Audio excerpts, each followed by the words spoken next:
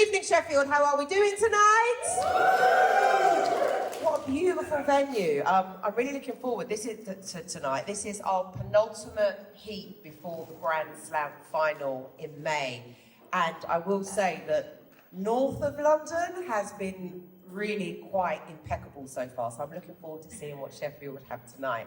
So this is Mind Over Slammer. It is a brand new national slam with a whopping £1,800 in Grand Slam prize money. That's another like, ooh. Yeah. So we are dedicated to elevating poetry and performance through slam. And the reason we've made it a national slam is we really, really want to kind of connect the dots between poetry in different cities and different towns and just have a Grand Slam final that's rich with diverse talent. And that's what's been happening so far. So Mind Over Matter are a community interest company. We've been running for many, many years now, promoting mental health conversation through hip-hop, through spoken word and through song. And Poetry Prescribed are an organisation that I run, and we do that. We prescribe poetry in the form of workshops. We've been hosting a whole series of free poetry workshops alongside this slam, just to introduce people to slam poetry and to encourage people to kind of learn how to write and to perform. And because of the generous support of the Arts Council, we've been able to put on this national slam. So hopefully we're going to continue to do that year on year. So tonight, before we get into the slam, I'm going to go through just a few bits that I think is important for you to know. We have our resident psychologist, Anna Sinsky, in the building tonight. Can you stand up and wave so everyone can see you? Yeah, make some noise for Anna Sinsky, please. It can be incredibly anxiety-inducing getting up on stage, slamming. There's an element of competition. So Anna's with us all the time at Mind Over Matter anyway, but we are making sure that anyone that might need additional support, Anna is here tonight, and also Anna will be offering 45-minute sessions to any of our participants that may need them afterwards, so please do go and find her and speak to her. But I think I should tell you a bit about tonight's slam and how it's going to unfold. How many of you in here before have been to a slam before? Okay, a few. Make some noise if you've never been to a slam before. Okay, so let me explain what's going to happen. We're going to have 3 rounds of poetry. In round 1, all 12 poets will perform. In round 2, we'll feature the six highest scoring poets from round 1. And then round 3 will showcase the top 3 highest scoring poets from round 2 for the final showdown. Our winner and our first runner-up will go to our Grand Slam final in London in May. We will pay for their travel and their accommodation expenses so that we can make sure that everyone gets down there. Grand Slam prizes: first place, £1,000. Second place, come on, Sheffield. That's it. Second place, £500. Third place, £300. So there's money on the line, guys. Each poet will have a maximum of 3 minutes on this mic to perform a single poem of their own creation. Slammers will be given a 10-second grace period, but if you guys exceed that time, points will be deducted from your total score. So for every 10 seconds over that limit, there'll be a 0.5 reduction from your score. These points really matter. Like the last few heats that we've had, our top slammers have had 0.1, 0.2, very, very small amounts of points in. So do be aware of time when you're up on this stage. I want to talk to you a bit about how the judging process will work tonight. The first thing I want to make clear is, unlike a lot of our other slams, we won't be having our judges sat in the audience holding up placards, letting you know how much they've scored the poets. I've participated in loads of slams myself, and apart from the fact that it potentially makes you feel like shit and really, really anxious every time you're waiting for those scores to be held up, you then end up spending the evening adding up scores and worrying about what people got instead of focusing on the poetry. So scores will be taken and given to our scores master, but we will not be sharing them for that reason, because yes, it's a competition, but also we want that competition just to bring out the best in everyone that comes up on this stage and for them to be showcasing their best work. So here's how it will work. 5 scores will be given to each poet. We have 5 judges. The highest and the lowest scores will be removed to account for any bias. It is a competition, but our judges are human, so there are going to be things that they like or they gravitate towards more, so we find that that's the fairest way. That will then leave the remaining 3 scores to be added up to give the poet a total out of 30. They'll be passed to the scoremaster who will tally them up. What else do you need to know?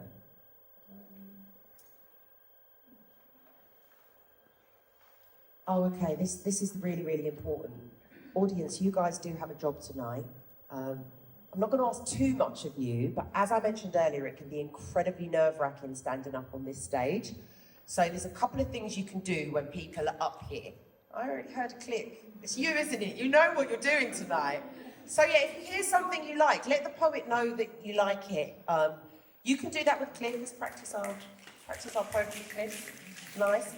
You can do kind of like a poetic, yeah, you can just do kind of like no gunshots or anything too loud to put the poet off.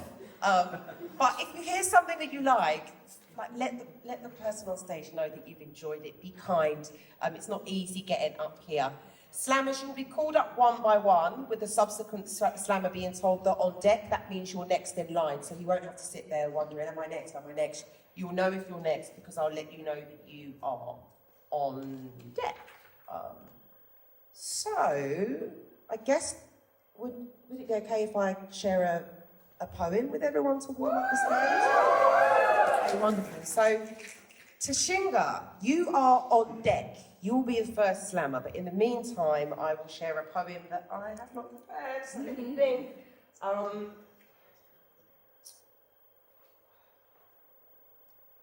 Do you want love poem or do you say love? Do you want a love poem? Okay, this is called The Rose That Never Grew.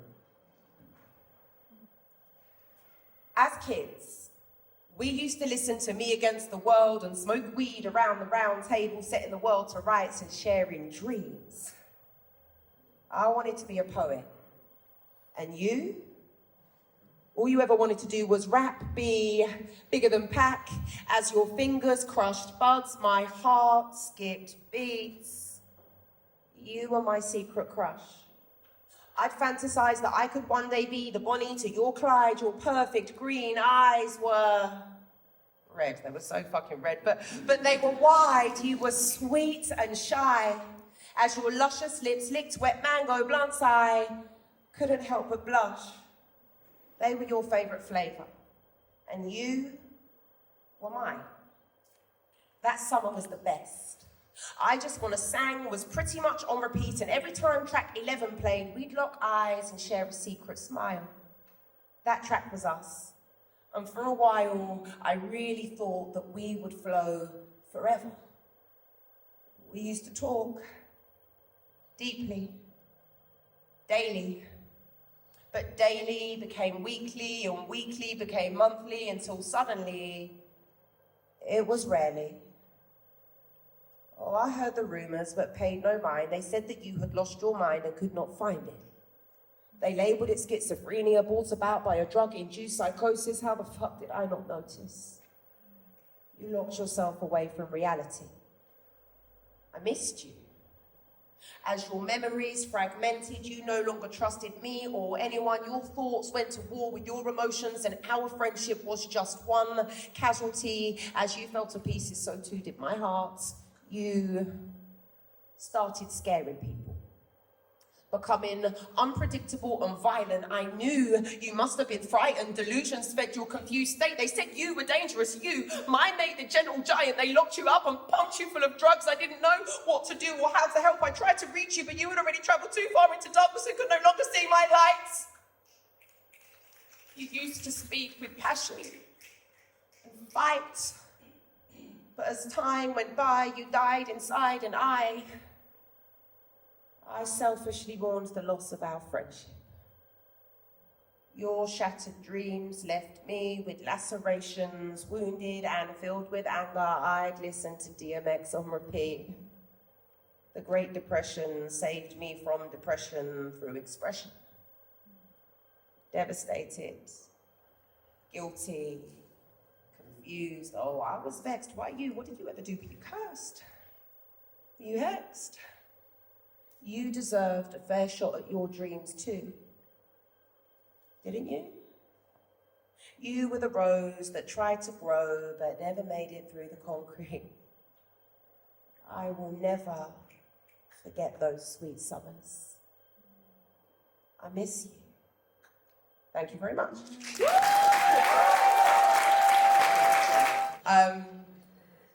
Chris Oliver, you're on deck, but coming to the stage now, please make some noise for our first slammer of the evening, Tashinga.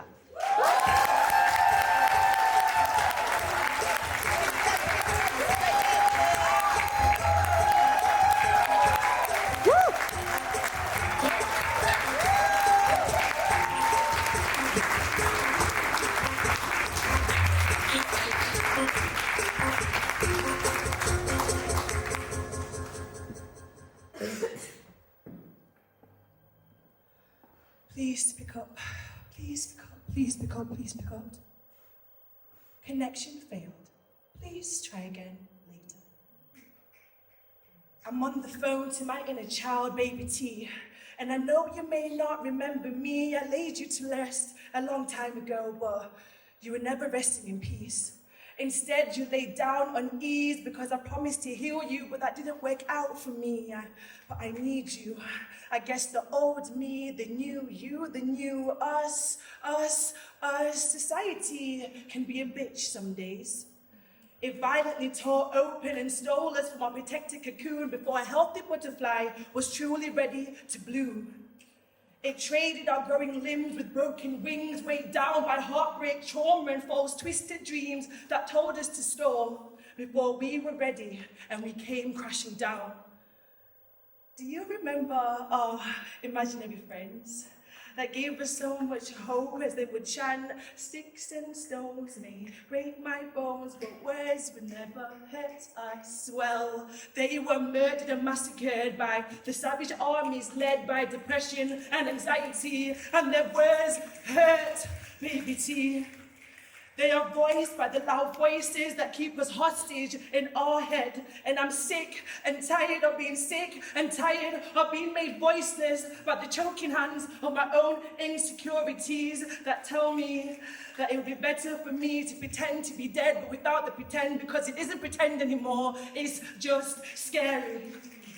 And the sticks and bones, they didn't break our bones, they were stacked up so high and tight around us that no light would shine in down onto our misery. No water will come in and quench the thirst of the seas that the Lord God himself set out for me. Baby T, answer me. Sunshine used to radiate from the faithful faith between us. But now the rain envies me because she can't fall like my tears, while the snow, it lays down in my fear because my heart is already frozen as my flesh is picked by the bone of the icicles that flow from deep within my soul. I miss our imaginary friends. Friends, you were so much better than keeping them at me.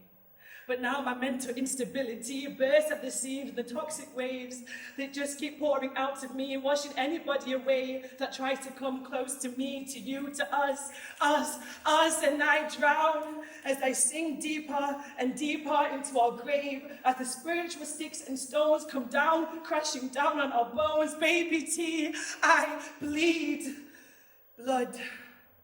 It is blood that makes atonement for one's life, and I will be the human sacrifice. Even though I know Jesus already died for my life, I feel like I'm not worthy. Maybe you are, baby T, but no, not the sinner that stands in front of you, not me. I would do anything to be who I used to be. As I cut my flesh, desperate to bleed, I plead to the Lord, take this poem as a prayer. As I bleed, I can't breathe. Lord, please, I can't breathe. Please pick up, please pick up, please pick up, please pick up. Your call has been answered. Come to me, to the Lord, for I will set you free.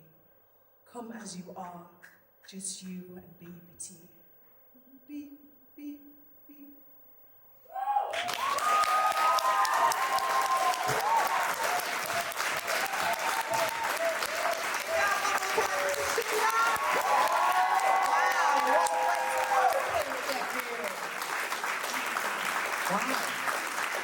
Okay, so So on deck we have Dan Webber, but coming to the stage now, make some noise for Chris Oliver.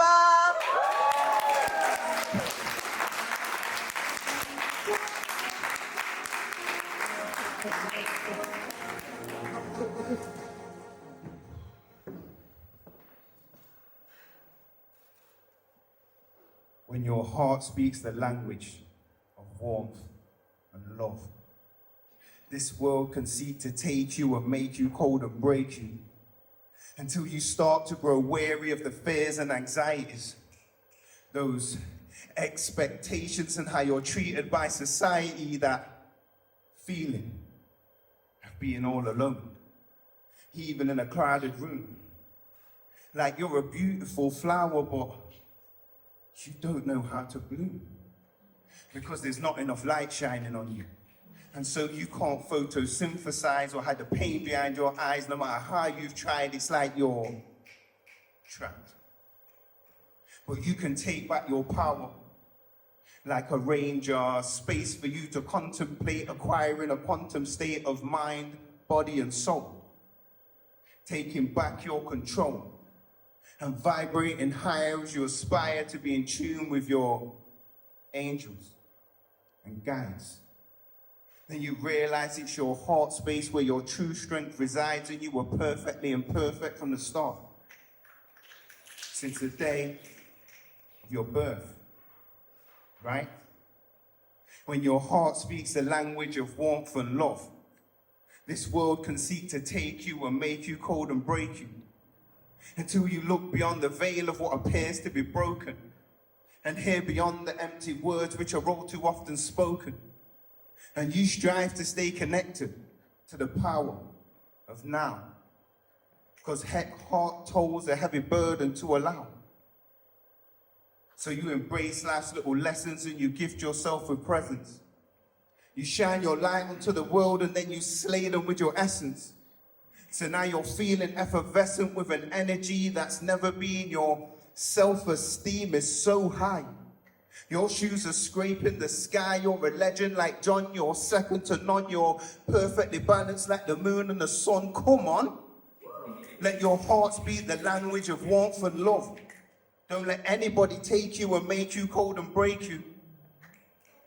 We can all find a way to a space we can stay true, where we can leave behind the curses and step into our purpose. Then what can really harm us or hurt us when we set ourselves apart and we train our bleeding hearts to always speak the language of warmth and love.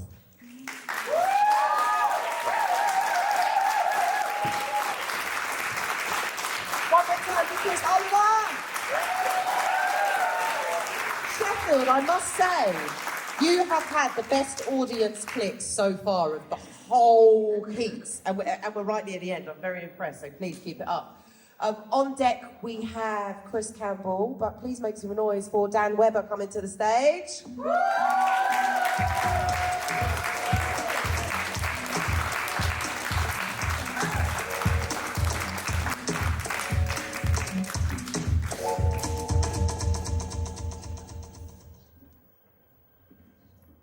Content warning, my poetry is a bit shit.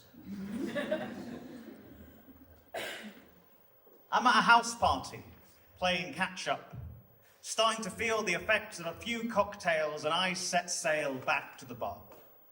I'm stood, looking over the booze, trying to choose, when this guy next to me says, "Hey, mate. Mate. Oh, mate! Mate! Oh, mate! Mate, you don't want that drink? That drink is a gay drink?"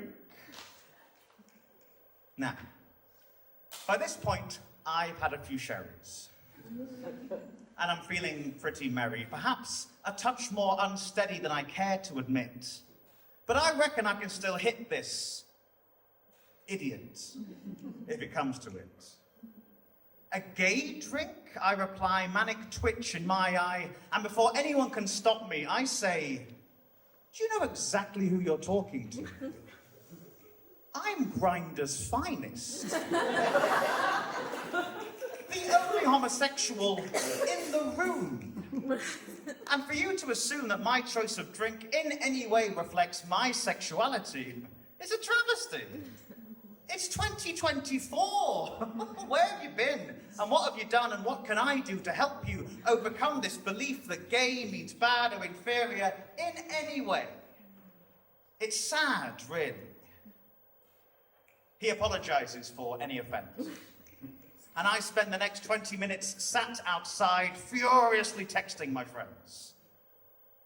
In the morning, he may not remember. Liquor loosens lips. But I hope before the next time he opens his mouth, he thinks.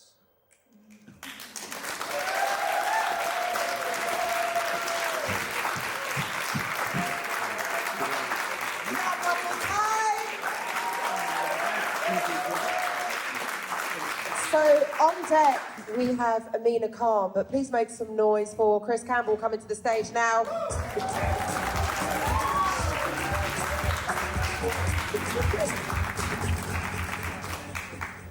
Thank you. This poem's called All We Can Do Is Pray There Is Something Left. My mother tongue has never graced my mother's tongue.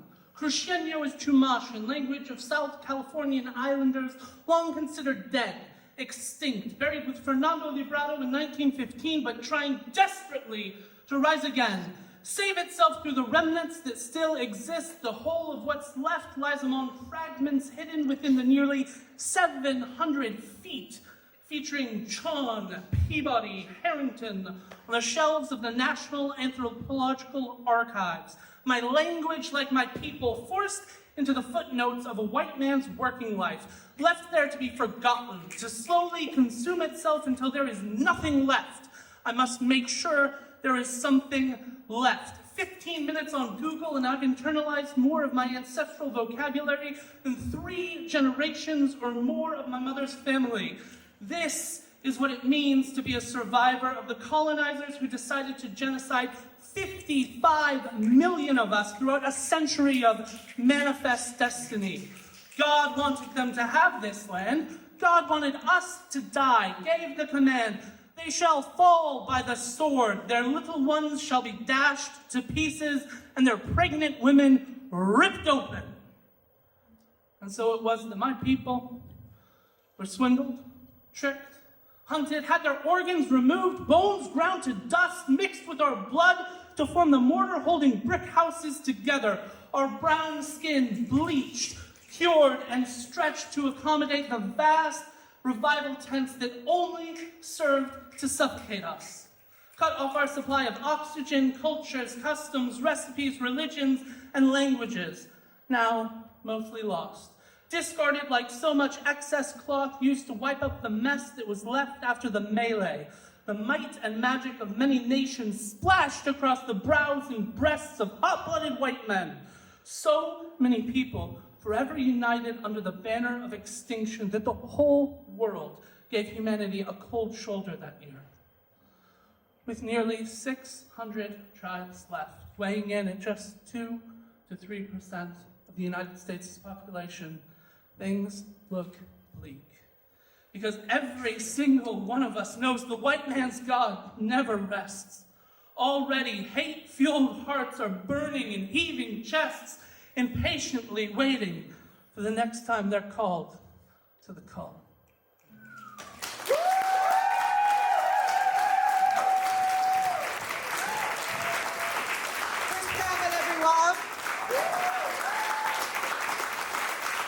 On deck we have Kashish, but please welcome to the stage Amina Khan.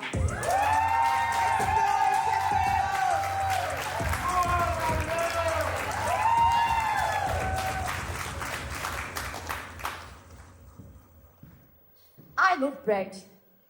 The graft of making it big, bakes, borders and borders of sourdough, rye, or just your standard white. Bread breeds societies. Bread is so precious. So precious that guards have to aim fire at the ones who try to retrieve it. Eat it, whilst we knead the flour with your blood and bake it with our bare hands. We will burn your crust, score your skin, and nobody will stop war. We fund it. Vegans in Starbucks switching from real milk to oat, not knowing their morality is rocking on the wrong boats. Float on water. There's no life in the sea because they bombed the blue to make sure that there's no fish for Palestine to eat KFC. Eat your macadamia because boycotting is a blunder on your taste buds. Our stomachs are full of food that festers the soul. Every penny sold supplies bombs and bullets, so Abdullah doesn't make it home. Wholemeal bread doesn't taste the same anymore. I watch you chew the wheat sticks between your bloody teeth and you swallow with ease. Another set of ammunition, crafted to make more corpses, not even left to rest in peace. Even their graves are displaced or covered with concrete, like the eyes of the one who screams activist, then skips down to Pizza Hut for a cheeky slice to eat the food that is full of blood and flour, feast on the bodies of the children. Be complicit, passive. Don't formulate an opinion on the matter because that requires backboneless invertebrates. No gut or gall, not informed enough to comment on killing Arabs, but Ukraine. What a shameless in our prejudice, basking in our ignorance is blissful bellies of bakes. I still love bread, but now I make sure I'm eating from a clean plate, just so Abdullah might make it home to his mother safe. Thank you.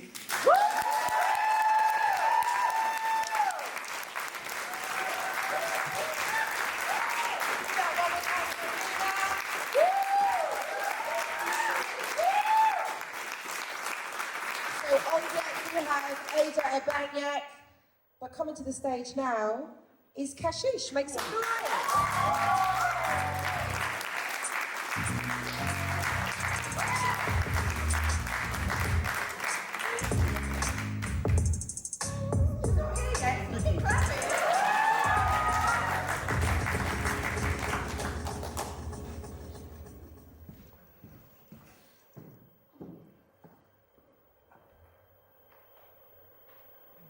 You are 9 years old, and the TV is full of death. You sit in your room with your bookshelf and rolled doll and do not realize that you are hiding, break. You are 13 and your hands haven't really begun to shake. Only play at bringing themselves alive in front of your body like a promise, and you don't have words to hear yourself. The most you can do is figure out that if you ask nice enough, you get to read a book in the library rather than hang out outside at lunch break. We are all made of something that ends, and you know this. You've changed schools and made new friends now, and someone tells you that they want to die, and the hope in your heart tightens itself like a fist chokes itself on blood. It doesn't matter who it is, except that it does, except that it mattering is exactly why you cannot name them. Isn't it obvious, break? You're older, and the weight of the world is on your friend's shoulders. She tells you her darkest secrets while you both lie awake miles apart, hours past curfew, turning each other's cynosure. Your voice stutters itself on promise, of course. You tell no one. You go to a teacher in the morning and the trust shatters and you tell yourself that it doesn't really matter. Break. People leave and people stay and you start sixth form. Blind yourself with words and paper because it's the only thing that you can do right, the only thing that you can do well. Your mind becomes ink, bleeds through the pull of your eyelids as you realize that you are so very afraid and so very alive. Break. There are 13 months until you leave and you don't think that you have it in you. And the teachers listen, and they cry, and they glisten, and their eyes runs guilt into your bones. Break. You think of Chelsea Hodson, the romanticization of suffering, and you realize that you, eternal optimist, too afraid to raise your hand and too afraid to speak, are furious. You don't realize what hypocrite that makes you until later. Break. Your friends move away before your 18th birthday, and you promise to stay in touch. Hands tight around each other's backs like it is the last time you would see each other. Break. You think it was the last time you'd see each other. Break. You start university and meet new people and think for a second that there is something to adulthood. The way there is less doubt on you knowing things even though you know nothing. Break. Expectation turns harrowing and you miss them. Break. Where does all the hurt go when it is not cradled in your chest like an anchor? When you can find it in yourself to smile, knowing. Break. You are 20 years old now. Break. And an expert at hiding the hurt as the camera shutters itself through your life and the idealism continues to break. You want to do childhood all over again. Break. You are not sure that you could do it any better.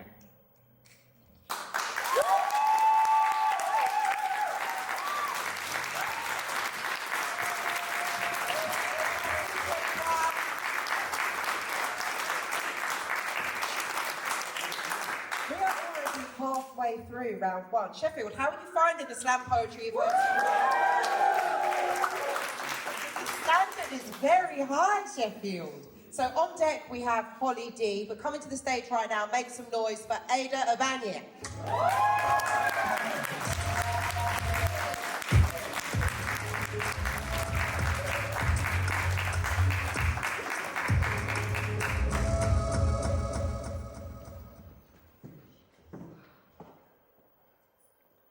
What would you do with £5,000?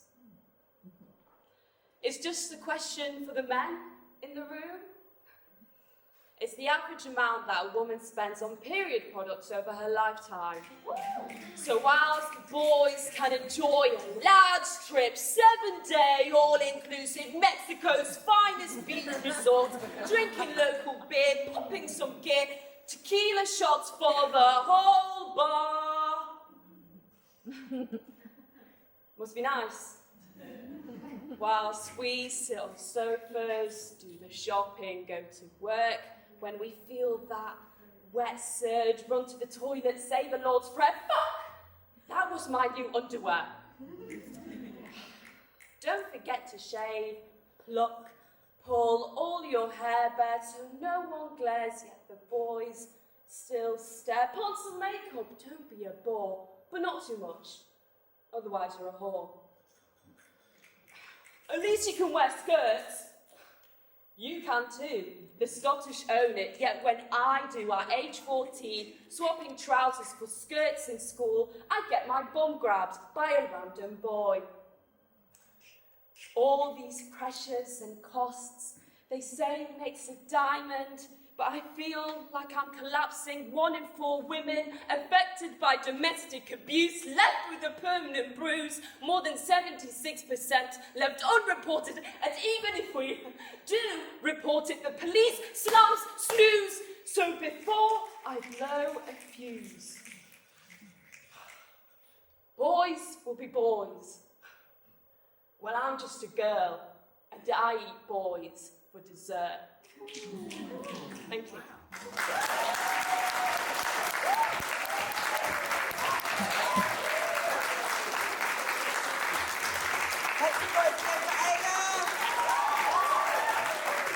So on deck we have Ella Peel, but coming to the stage right now, make some noise for Holly D.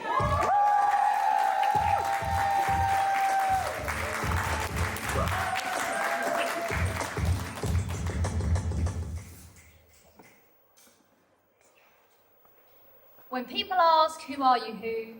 I say, call me Glue. That's who. I'm the friend, sister, daughter, but you ought to call me Glue because I'm the go-to. I'm the one that holds shit together. Could be yours, theirs, my mum who lives upstairs, and I'm proud to say I can hold together my own shit. Well, for a bit. You see, I have this game face, some call it emotional armour. I think it's karma, the way certain things stick to me, like sadness and drama. My friends will tell you that I'm that gusting air in a gale force wind. I'll keep you safe in a storm, and I will tell you if your behaviour is not the norm, but I promise to hold that umbrella for you until it stops raining. Because it always does. And you can't predict when it will start again, so until then, I'll help you glue back together those pieces that were broken. It's only a token, I can't promise it will hold like super glue, but it will hold for now if you want it to. Now, everyone's glue grows tacky and weak if it's left out in the rain, but too long and there will be cracks of pain. You can use your form in the storm, pieces get torn, but when your edges start to pull apart, you come to me because I can turn trauma into art. I've got glue and glitter for that part. Now, I often feel like this weather forecaster because I can predict a disaster, but my weatherproof protection is not a long-term solution, and you can stop your exposure to the pollution. And it's not an ideal proposition, but glue can require some adult supervision. There's no shame, and if it were me, I really hope you do the same. So this brings me back to glue because I'm always the go-to. Invisible, reliable, undeniable strength glue. Just as hospitals use glue to seal up wounds, I'll seal that tear on your cheek with a kiss. I'll wrap my arms around you in fragile tape and help you hold it together, even though I know when I leave, you're going to go straight back out into that weather, and I have to tell myself, your hurricane, it can't last forever. But it hurts watching. So to all you out there who care and identify as glue, I salute you, whichever side of that forecast you stick to.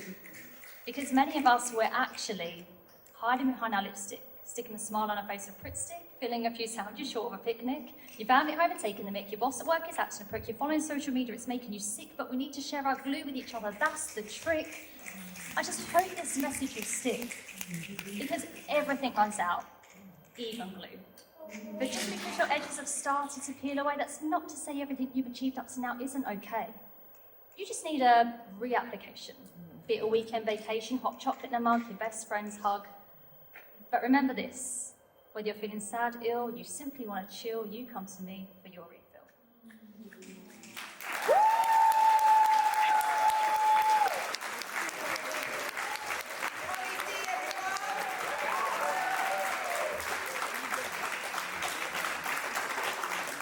So on deck is Mary Namasini. I know I butchered that. I really tried. I even wrote it down phonetically. I'm sorry, Mary. But you can tell everyone when you come up here. But coming to the stage now is Ella Peel. Make some noise.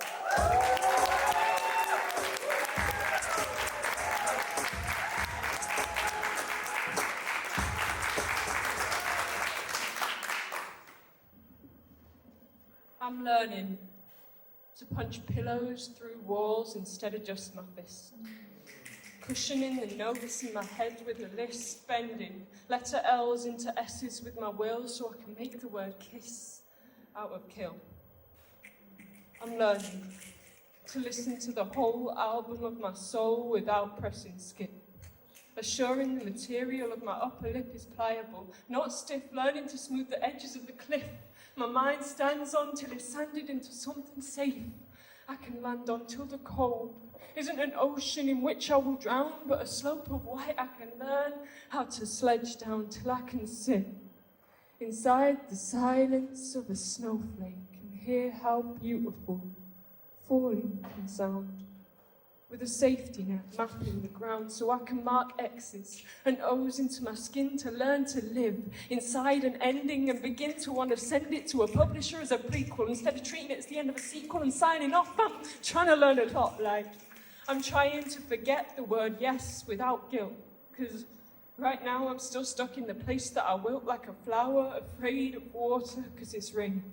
Equating the word sorry no with shame, suppressing the pain into my boulder gut, making me shake because I keep pressing skip while I'm stood on a cliff in the dark, searching for a song that'll match the hammering in my heart till the BPM sinks so I feel I fit in somewhere. Because my chest is a mess and I've realised my head is heaving from believing trying to survive wasn't enough, that I should have been more for my friends that I love, thinking it's selfish. I'm not over it, I should have processed it by now. I'm sorry I'm not out the other side, even though my mind knows there's no such thing, so why do I run rings round my self-worth, kick it into dirt like I'm self-absorbed for writing my pain on a page, like I'm attention-seeking. Not authentic when I step on a stage, like I have no right to rage, no right to focus on my pain. I'm so stuck in this rain. It's coming through the holes I punched in the wall, but I promise I'm trying to learn how to fall right, at the right pitch, in the right direction. I'm trying to learn self-resurrection, but if I'm not enough right now, I will take the rejection, because I accept my perception stuck on auto-correction. But listen, I still need affection, so I hope you can forgive me when you see me burning, please. We're all still learning. Thank you.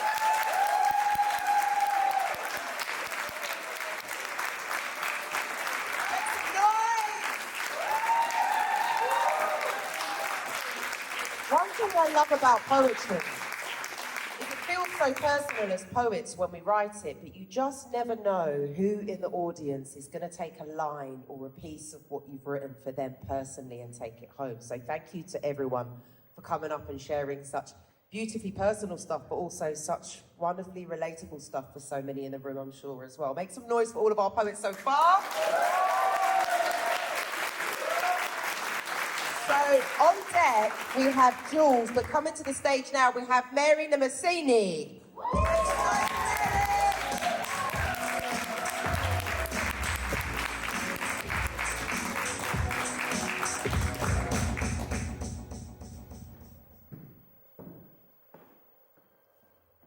I am that moment, just before, first dismantled at the core, the nucleus where everything waits as a nothingness, in the yoke until union. In this primordial womb space, I have been dissolved by Medusa's gaze. She saw me deteriorate. She dismembered me so I could remember me. I know all too well her fearsome stare. Yes, you will be petrified if you do not have courage to see the reflection in her eyes. She will show you as you are, all that you are. All that you have been that no longer serves you, all that you hide, all the hurt that led to a facade, all that scares you, your anger, your hopelessness, your loneliness, the dark abyss. But with her, I learned the necessity of polarity and dispersion, tension and energy to create the charge, the driving force, the life force to light you up, the gold in the shadow. Aided by her instinct, in the void of the absolute is where I curate my cosmic matter. A constellation of dynamic connections, an ensemble of confirmations, a symphony of being in harmony with truth. I am in the liminal space between the gates of Akka. I am at midnight of enantiodromia, the turning point from death to life. My resurrection begins.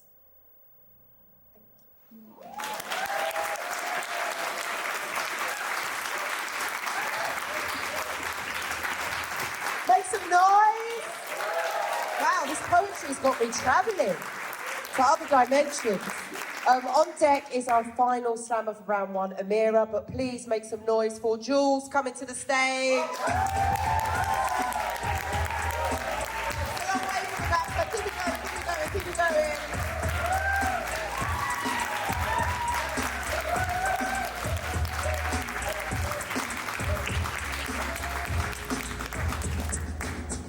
Right.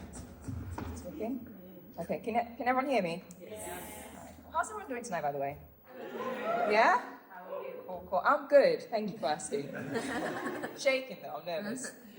Okay. What will your story be? Are you a doer or a dreamer? Stuck in endless fairy tales that morph into nightmares? How did life terrify you out of a dream? Something you created internally. You create, but you are not God. God does not sit on magic. God does not harbor dreams. False perceptions and past rejections engulf you, drown you, paralyze you. It's no wonder you do not see all the seeds planted that never come to be. They are stuck in the soil of your inner psyche, buried in the dark, directing, puppeteering, and rational thoughts into being. Lies are born and they house themselves inside of you. You water them, they grow. You sow like poison ivy, outstretched, spreading rashes of frustrations from lack of progression. Water successes, trifecta with you at the center. Don't you see? Everything you need can be found deep within. You plead to the universe, will I ever see the greatest me I was created to be? You reap flowers of fear because you plant seeds of fear. What you water grows into webs that tangle your mind. A deprived mind will punish you until you take control. There is no pain, big or small. There is only you. Stardust or not, magic exists in your genes. You hold the key, the master, a masterpiece. You are he and she. All you need to be is all that you were created to be. So what will your story be? Will you fly or stay rooted in dead fields? Success doesn't start with winning. Success starts with starting each and every day, over and over, again and again. But give yourself time and grace to fall. Fear has no power over you. It lives in your shadows. It cannot live if you do not feed it. It cannot maintain its ego if you do not drape it in the skin that you live in.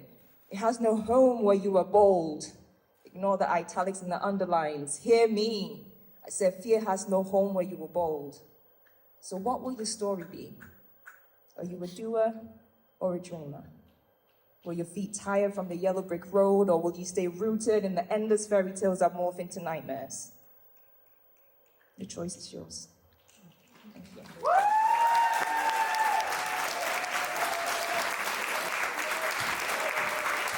Make some noise again for Jules. Okay, are you ready for our final slammer? Please welcome Amira to the stage.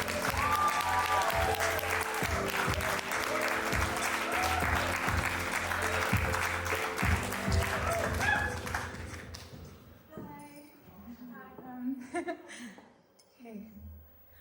Why must I pour? Why can't I unfold and unearth and discover? And why are my pores so large and filled with funk and gunk? I can't ever let any lover get too close to my face. I'm afraid they may smell me and be repulsed. I am losing this race, the sprint towards beauty and intelligence and originality. And to be extraordinary is to be with a finesse that everybody seems to know but me. Sorry, miss. No thought is your own. All of your thoughts unoriginal. They are your ancestors' cries for release. Your lineage will hold the pain of your rapes and the heartbreak of your unrequited loves. They will inherit your insecurity, and they will wonder why they are so unworthy of love, why they are not enough. My 70% of water are those tears and orgasms unreleased, and when I am all of doubt, then I will die. And from now until death, I count my teeth, one by one by one, and my eyelashes 2 by 2 by 2. And what are these spaces between myself and who could I be? Beyond myself, I am completely unsure how much room I occupy, how much I am entitled to, and how much space there truly is. Most of the time, I feel nothing more of myself than a thinking thing, but I paint my nails red and I spoil the lengths of my hair every winter with sheer blunt scissors, perhaps to adorn myself through pain, but I paint my nails red, red for all the blood I wish I could spill. And God says, I wish I could stop you from picking your scabs, but you love the taste of your raspberry blood. I am not enough of myself to myself. I cannot stress enough the constant fear of being watched, if not by someone, then certainly God, and I am losing all my days to some force I don't understand. And it's not the one I worship, but rather a set of judging eyes that watch me, and I watch myself, and I cannot dance freely, and all parts of myself are ugly. If I dared to be a delightful woman, then perhaps somebody would voyage for me, leave flowers at my doorstep as something pleasant, for it is the pleasantries that make life that much more bearable. Instead, I am a woman of melancholy and dreams. The questions of life and love haunt me too frequently, and I inherited the facial structure of my other and the Qurayshi shepherd's jaw. And still, I have no answer for the question, why the long face? Since I am torn between healing and seeking wisdom and making my parents proud through some unattainable notoriety and success, neither of which I want. I only wish to fill the empty spaces of my heart with love and the blank lines on paper with sense. There is no voyage for me. Thank you.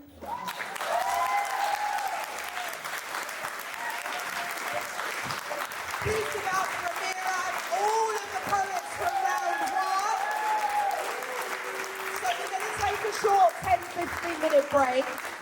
So you'll have some time to get a drink, use the bathroom and whatnot. Can I ask, though, all of our round one slammers to come to the stage for a group photo, please? Won't take too long, I promise, but thank you very much for being a great audience in round one. We will be back. Okay, so are you ready to find out who our round two poets are? Okay, so I'm going to need like a drum roll thing, if you could do that. In no particular order, our round two slammers are Mary Damascene,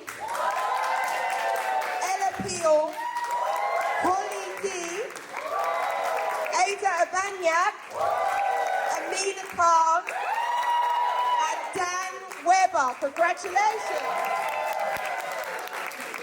So, all of the same rules apply in round two as in round one. The only difference is we'll have 6 now instead of 12. And then once we are done with round two, we'll be bringing a very special headliner to the stage for all of you, but I'll tell you more about them later. Mary, you will be coming to the stage first. I'll give you like 10 seconds while I waffle to just prepare yourself. And Ella, you are on deck. So this time, audience, I'm going to ask for a little bit more from you. I still want your clicks and your claps and your lovely support that you've been given. But what I'm going to do is, after each poet has come up, I'm going to just ask for just one word from, not one word from all of you, but I'm going to go out and ask you to give me just some words to describe what you've heard. So I'm a poet, not a teacher, so please don't make me like pick you out. I'm just going to let them do their piece and then I'll come to the audience. And it's just a really nice way for the poets to actually know how you feel about what they've just done, if there's anything that you've enjoyed. So those words could be like literal, like that was electric, it was emotional, or they could be like random things like goosebumps, fire. It's up to you. But yeah, just start to consider some words for what you've heard while they perform. So on deck is Ella, but coming back to the stage now is Mary Damascene.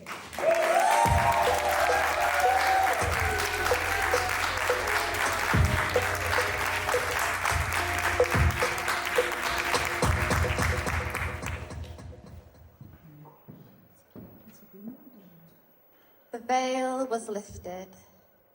I stepped within, where I gathered the many names of my betrothed, preparing for matrimony to self-fidelity, committing to only share my most intimate energy with those that elevate me soulfully, listening to truth and inspiration, engaging in connection led by love, instinct, and intuition, passing through expectations, charm, and projections, revealing our wildness and wisdom. I will separate poppy seeds from dirt, a heart wide open from the bare minimum. When they make me a meal, I shall nibble on the romance but set aside the naivety. When they pick me up and spin me round, I shall giggle with the rush of momentum, but enjoy the playful spirit without swooning. When we appear before the mirror, they will tell me, we look good together. And we will. I also appreciate beauty, but I know the subtle suggestion is shallow, too many times kind of line. I shall let myself be moved by the music chosen with their good taste. But the dim, candlelit room won't camouflage their intentions. So soon they say they're seeking intimacy, most likely referring to surface layer physicality. Sometimes we exchange the same words, but with different meanings. And in my experience, those glossy eyes only want a hormonal hit. I will retrieve myself from appetizing distractions lacking nutritional value. I have learned that too much sweetness and stress triggers a breakout. And I will bow out if basic is the best they're offering. Hedonism alone has its limits, can't reach the sacred. I'm a tantrika traveling the left-hand path, but that is not a red light that I have on. What you see is Eros emanating from my radiant energy kissed by Shakti. So I will only be enamored with someone who can ascertain my depths, continuously endeavors to do so, returns to rediscover me again and again, who too has lifted their veil, who is in resonance with the ringing bell of my essence. I will take them to the altar of the moment, presenting what is present in a holy union. Even then, I will take my fiery skull of discernment to bed.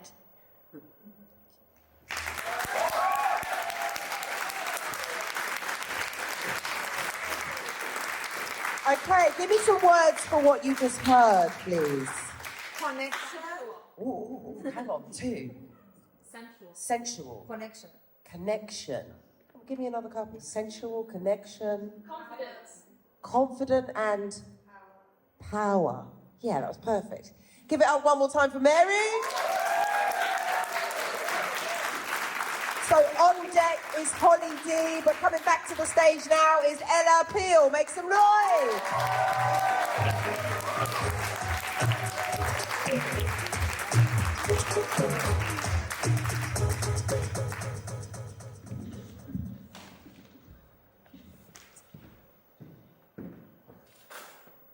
The tattoos of your mind engraved on my skin. Ink, poison, desensitizing limbs, losing the sense of myself in you as you crush the borders of my brain with your shoe. You are the feathers that form the quill of my ribs, the unspoken words in the grave I can't dig because I'm lining up personas like trying on wigs because the one that I had no longer fits anywhere. But the coffin you're in. So I arrest the world and digest the girl I was, living in the cracks and the gaps of your loss, trying not to scream at the simple word strong because society's definition is always wrong. Tell me how to belong in a world where you're gone. Where time is the tempo of an unwritten song, the malevolent artist's greatest con is cutting some short in the clock's salon, because when the fibres of figures we love fade away, it's not a question of whether the fibres take a piece of us with them, of course they do. The question is how much of me was you? How much of my heart was walking round in your body? I thought it was all of it, but actually I'm sorry, because if it was, mine would not still be beating. So this new discovery is slowly defeating the theory that bodies and hearts can be linked, because in reality it's our souls that are synced, the way that every human soul finds another, then another and another and another and another. The soul of our souls finding outskirts of others. So whether we've lost a son or a mother, there will always be someone to tuck us into the covers, always a soul out there that can love us. So that the someone that's gone can be the one to keep our hearts beating, tear us to shreds and label each piece healing. Perform CPR when the self-worth's bleeding, and open the floodgates when we try to stop feeling. You are breathing life into me, into every sinew that hurts, repairing all of my damaged nerves, so the person I am can find a way to burn and be reborn when it's decided my turn. So I'm rising again from the ashes anew, and though you're not in the physical, it's all down to you. Thank you.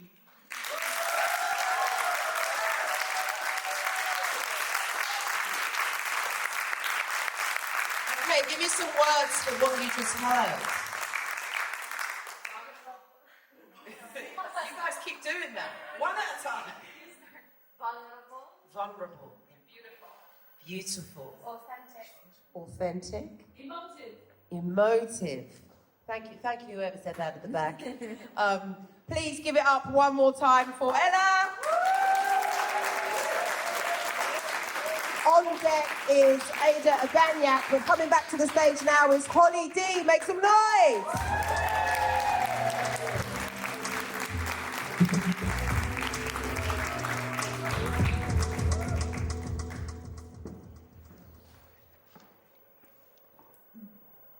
I'm learning the language of lonely. A language I never thought I'd need to learn, but life can present us with challenges and new lessons can force us to take their turn. Well, I'm trying to learn the language of lonely. But lonely doesn't slip so easily off my tongue. There is a tightness in my throat, a heavy weight upon my heart. It's hard to comprehend. I now see why creatives turn it into art. So I'm learning this new language of lonely. Well, I'm actually fluent in the language of love. And I've learned they are completely different energies. It's like comparing a caged bird to the freedom of a dove. Love has this body language, a cadence, texture, tone, and sound when two people are together floating in a moment with both feet toe-to-toe upon the ground. Lonely doesn't look or feel like that. It's practiced on your own with no one else around. I'm learning the language of lonely is tough. It doesn't even have a sound. It doesn't really have any words at all. It's as if you were caught off guard, lost without a coat on the coldest day in fall. It's as if the day your heart broke, everything was said, and there's not a single word left to say. Lonely isn't verbal, it's the invisible internal pain on auto replay. I'm struggling with the language of lonely. It was never a language I ever wanted to learn. I've completely stopped speaking in my native tongue of love. I read to learn something quickly. If you immerse yourself in the culture, after a while, that language will fit you like a glove. But the language of lonely isn't available or measurable on an app. No class or tutorial as a form of progress you can map. So I'm practicing waking up to a cold but perfectly made half of a double bed. Replaying conversations and old memories round and round in my head. My toothbrush now sits alone. No daily calls or messages arrive on my mobile phone, and I sit with that heavy feeling of no one checking I made that last train home. I have a takeaway for one, most nights of the week. At home alone, away I hide, now there's no one there to seek.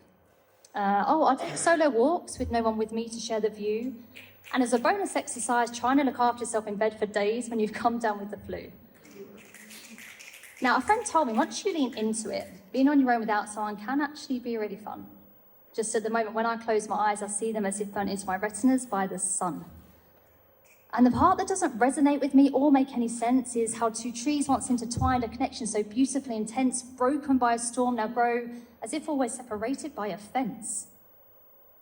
Strangers become lovers, then back to strangers once again. The only way to process this is to try and transmute it through my pen.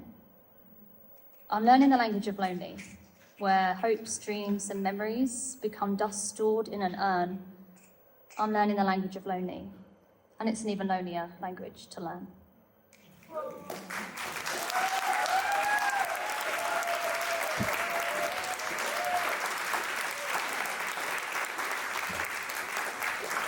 Okay, some words for what you just heard. I'm starting with this side this time. Real, yeah, it was real. Come on, one more. There's at least 20 people sat on that side. I have a sentence, not a word. Okay, you can give me a sentence. I'll take it. It's something that you resonate with. Relatable was the word. Something that you resonate with was the sentence. Poet's gonna poet. A couple of words from this side of the room, please. Eloquent. Yeah, that's one. Eloquent, honest. Okay, thank you very much. Please give it up one more time for Holly D. So on deck is Amina Khan, but coming back to the stage now, please welcome Ada Abanya.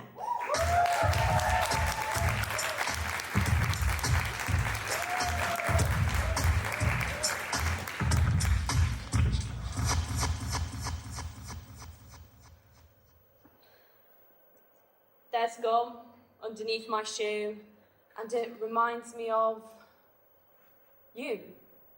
How you stuck to me. Nowadays, I'm unaware, sometimes forget you were even there, yet your words still linger around my head, how you wanted me wed. The daisy milk was sickly sour, the primrose honey sickly sweet. I was an addict, slowly fattened to tolerate your never-ending tastes, to bite your false baits or forget-me-nots, tainted with thick layers of blood, dragged through the mud, salt crystallized, punctured my fate, act with feminine grace.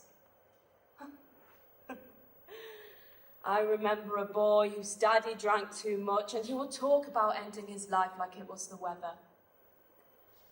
The surgeons tried to cut it out. You dead nerves, you dead ends, but they weren't dead, still very much alive. I can see it in your eyes. It haunts your every waking night. The antidepressants didn't work, so the antidote was passing all your trauma onto me.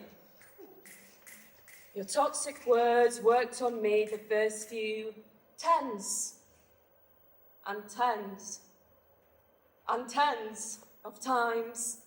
A worm for every self-loathing thought, each one eating me from the inside out. Why kill one person when you can kill two? But frankly, I couldn't think of anything worse than to be buried forever with you. Go ahead. Dig your own grave. See if I can. It's never you who's responsible, scrolling endlessly through the night. The Trojan has infected you with spite. It imprinted into your brain the next innocent criminal. Who is it this time? First it's the communists, then the socialists, then the trade unionists, then the Jews. But eventually, one day you'll realise it all comes down to you. Thank you.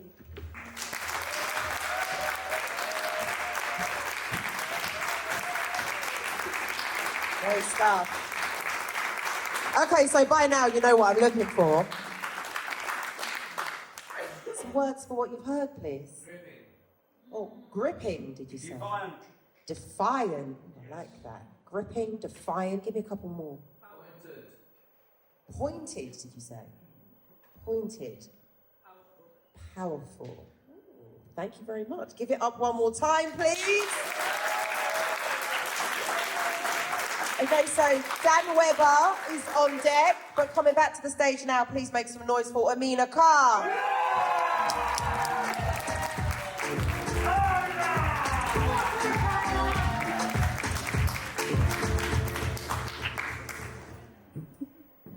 Your essay is due in 7 days, enough time. Tell you what, I'll gather my books and then... Is that my gallery from high school? Let's have a look. I was so full of life, bouncing off the walls. Loose cannon, they used to call me. Good times. For sure. I wonder what Zara's doing now. Let me give her a call. Ice cream, yes please, I'll see you at 4. This tingling sensation doesn't leave my mind. There's no way I can get work done now. I have brain freeze. Freeze, brain, I wish I could just sit down for a moment and just 9:52, let me break till 10 and I'll start my research, no matter.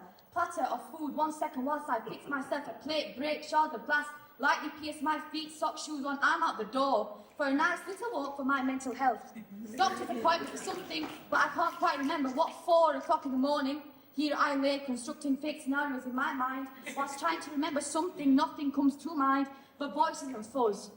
Buy a pair of socks for your niece, she loves the colour, blue skies, guess it would be nice if I went to a shop. Oh, £200 spent on what? Don't have a clue. Oh, notepads on sale, yes please. I'll take 3 days until your essay is due. Could you send me the draft so we know you're on task? It's hard for me to do. I tried to see, but I couldn't quite find the time. I have an idea, extension for 2 more days. That will do. The cleaning in the house, especially your room, is now immaculate. See, I knew I would find you, my old fidget toy. Oh, have I missed you? Broke my heart, so now I must write a poem. I'll never finish about you. It still hurts my heart. Ow! What's that pain? Let me stretch. Would the gym be a good idea for the strain? Here's time. I'm going through the driveway for some more ice cream, and there it is again. Brain freeze. Living with ADHD is like holding a child that just wants to play. See, I wrote this poem with the extenuating circumstances, the irony. Procrastination might just pay off this time. The deadline has been met with great difficulty and some rhyme. I dedicate this poem to those who can't think in a straight line. Never on time. Blindness. My contacts are still in. Bear with me a moment. I've got to go. Got an essay due in an hour or so.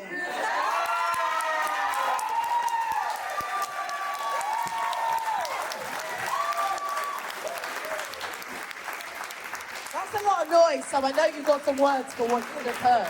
We'll start with this side. Give me some words. Procrastination.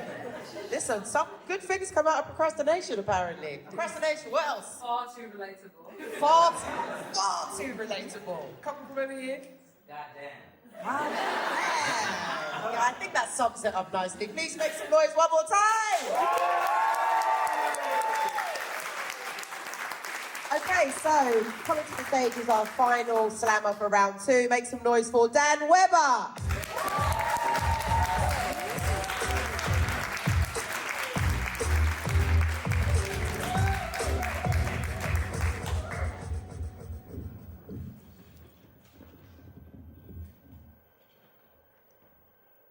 Losing Mortal Kombat against the Tory party.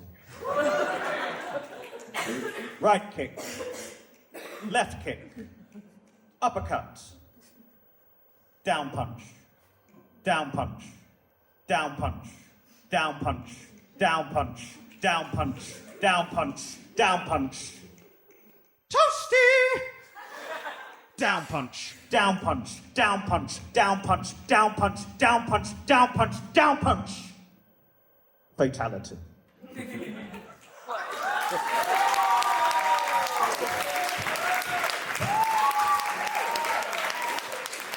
My guy took a risk and I like it. Okay, some words to describe what you've just heard, apart from uppercut. Punchy. Punchy. Okay, I see. Funny. Anyone else? How do you feel about that? Give me a couple of words. KO. I like it. Make some noise for that crazy but incredible piece.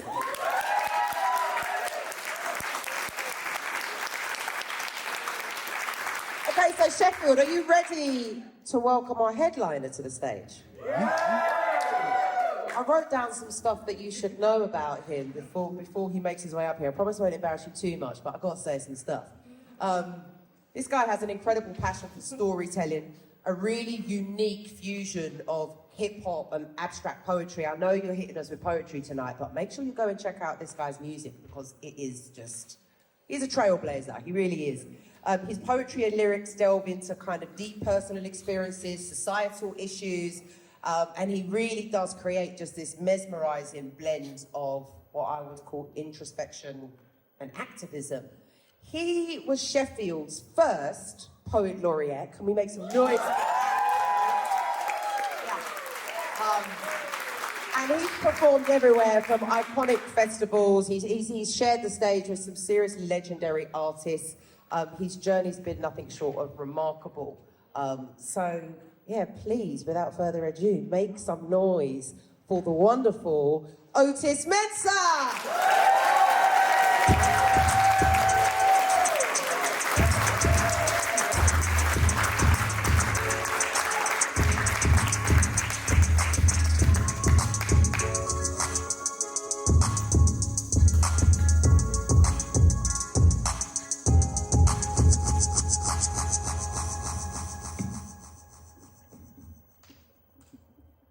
Eyes all black Icarus from staring into sun.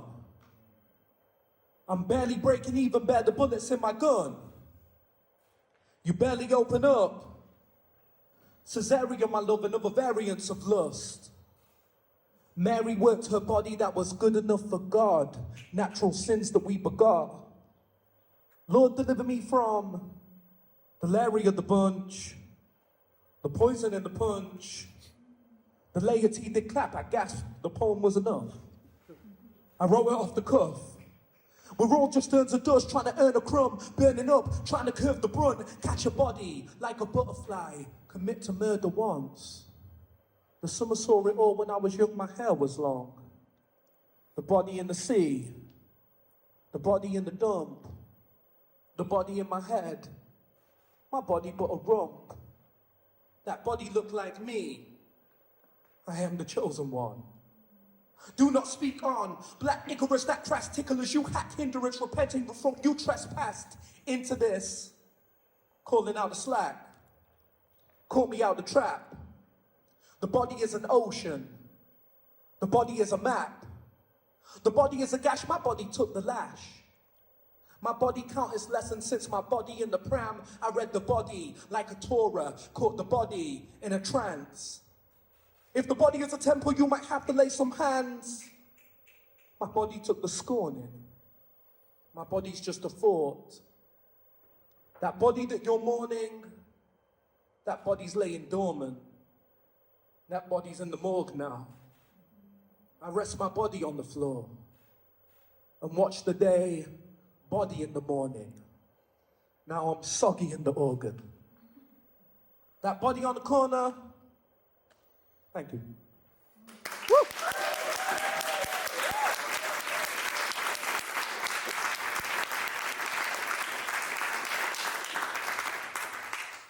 I know you're tired. I've drank the dry sip that never meets satisfaction. During glimpses, I felt decades of drought. I know all about the boulders that rest in wrinkles, forcing crooked smiles. I know the massive moons in orbit rest on your weary back. I know how weight feels. I know the cliche that pressure makes for precious stones, but sometimes we just break. We break before we meet esteem. And stillbirths still happen to those born and grown. I'm standing on the back of an insect. And in all my power, I felt all my insignificance. How life could just be stomped out. And I remember the feeling. It felt like cities raining down on my body, drops of water concentrated with people, time, buildings, iron curtains, metal debris, all the world's ills and its machinery toppling down on my bare back. I thought about how to think and how to stay awake.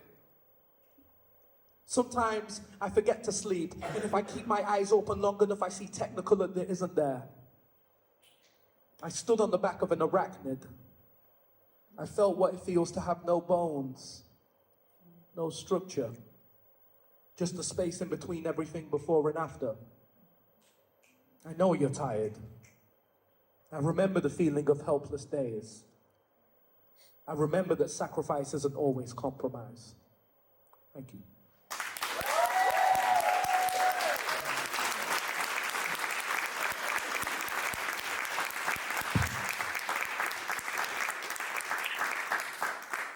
This poem is called To All That Lie Awake, and yeah, it goes like this. I'm just going to read it, actually. To all that lie awake and between qualifiers of day becoming qualifiers of night, clutching chest tight to various instruments of innovation of varying textures of black, running backwards from forward-thinking erasure, permeating spineless fable-made gaps in historyless us, with fruit and more fruit than the archive can hold, injecting dusk-speckled shells of unknown with mourning and more mourning still. Like bovine pinnacle prod, gilded with our non-binary past, jabbing beams of prodigal childhood into our hive body. Once destitute from generations of barren ancestors, shoehorned onto scraggly beaches, ironed out of their matted terrains and knotty lineages to blondes of sand. This old journal of time is like a fork with only two teeth, an entrance into death, an exit into slavery, both landmines of the same lie. But truthfully, behind each brick lies a map guiding us backwards to now, a memory book portal into real, populated with ballads of nuance and trumpet horns of technicolor existences, of Pablo Fank, of Samuel Morgan Smith, of Ira Eldridge, and centuries more. Once all my heroes were newborn in their passing, and I'd never seen myself so clear in the face of a stranger older than the death I'd known, in Victorian black and white, in woolen tunic and blue-violet skies, on stages spinning amethyst worlds, softer cottons of lavender for sleep, that we might dream of longer inheritances. Thank you.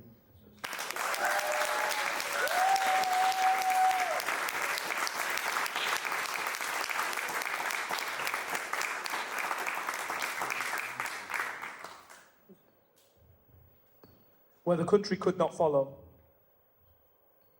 An opening in the ground bore water and fruit. From its mouth swam ships with human cargo.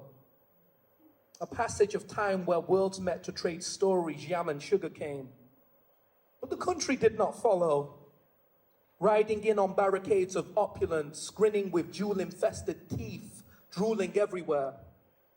We were no kind of prey, but watched as they'd salivate.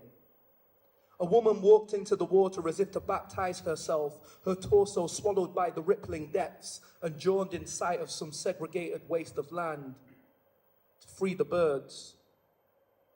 They poured fuel on our nest to protest our very existence, but lost against our dear sentience. We'd held back waves the size of continents before, so stood strong against the gust of an island's tantrum. Clutching our antenna to ancestral arms of hope, a shopkeeper mutters to himself about hopscotch as he's immersed up to his braces in Red Sea, encroached on by metallic urchins. We spoke parables in all our languages of church, a treasure asleep in our palms that could not be aroused for profit. Sweet freedom slumber, where the willow touched the ground and whistled gospel in the ear of concrete. We rebuked all soulless oil spat at our mouths in the test. They could not contaminate our schools of loving. Their spineless statues, rusty bronze in the guise of interstellar costs of living. A playground of children scoop up handfuls of canal water and begin inviting nature to the pool, nurturing chasms between capital deserts and life. Before their glory days of pillage, in graffiti and rain we challenged sunshine, where we were twins of the same womb, where moonlight hid from a weary genuflect, retiring worship of shoddy counsel in shrouded towers, takeaway boxes swaddled by newspaper cuttings, strangled by poisoned headlines reporting stolen jobs, deaf ideology from false prophets. But we dipped our toes in their murky words no more and fell asleep against chalk drawings of families in lilac and turquoise. Its grey dust swamped the air like sandstorms, and once more we filled our bellies with the city and we cradled the streets to sleep where the country could not follow. Thank you.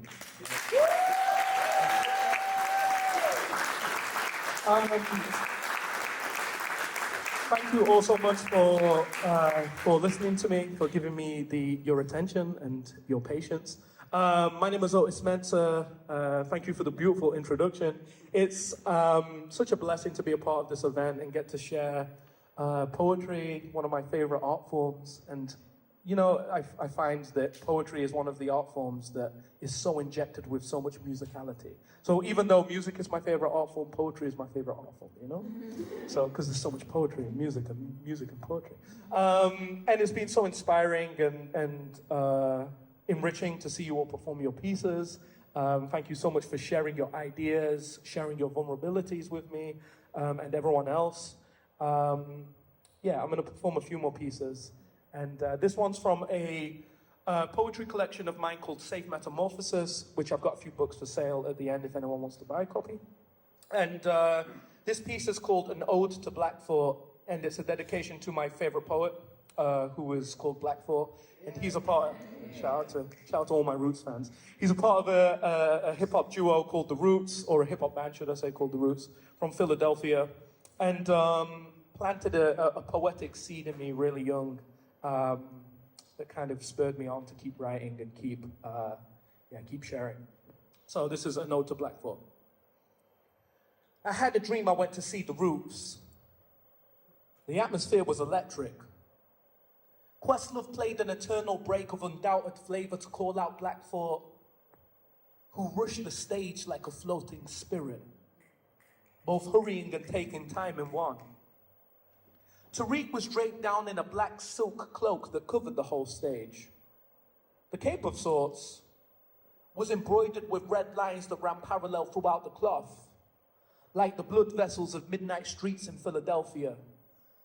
And his cadence embodied revolution. Like the dreams of my youth, where in sleep I sought out validation from favored artists, I woke myself up with a croaked inner voice, proclaiming, I need that. I was speaking of the cape. If only I could wear its skin like my own. and feel what it feels to be the sound of reverence and just rest and rest in it. I had a dream I went to see the Roots. Thank you.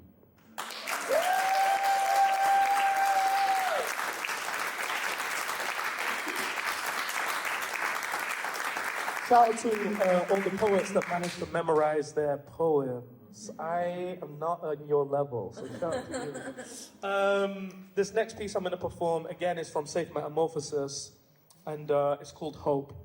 I see this poem as a bit of a lighting sage in the space of a lack of hope, trying to cleanse the airways to make way for something new. I saw the morning give birth to the day. From the moment our bodies were cursed, dancing on legs that withered away. Now we crawl in the dirt, just a pawn in the race. I've got nothing to say.